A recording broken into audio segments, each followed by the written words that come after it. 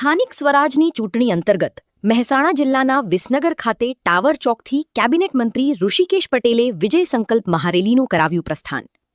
વિસનગર શહેર અને વિસનગર તાલુકા ભારતીય જનતા પાર્ટી દ્વારા સ્થાનિક સ્વરાજની ચૂંટણી અંતર્ગત વિજય સંકલ્પ મહારેલીનું વિસનગર ખાતે આયોજન કરવામાં આવ્યું હતું.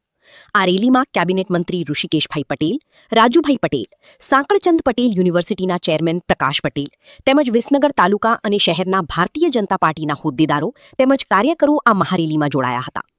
વિજય સંકલ્પ મહારેલીનું પ્રસ્થાન કેબિનેટ મંત્રી ઋષિકેશ પટેલે વિસનગર સ્થિત 3 ટાવરથી કર્યું હતું.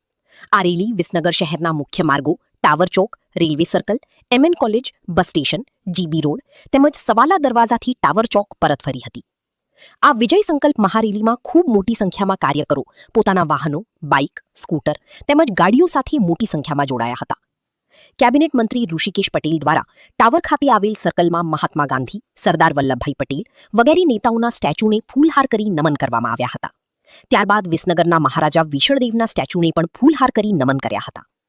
ઋષિકેશ પટેલે જણાવ્યું હતું કે આ વખતની ચૂંટણીમાં ભારતીય જનતા પાર્ટીના ઉમેદવારો જંગી બહુમતીથી જીતશે અને જનતા તરફથી તેમને સારું સમર્થન મળશે. રિપોર્ટ અજીત બારોટ, વિસનગર.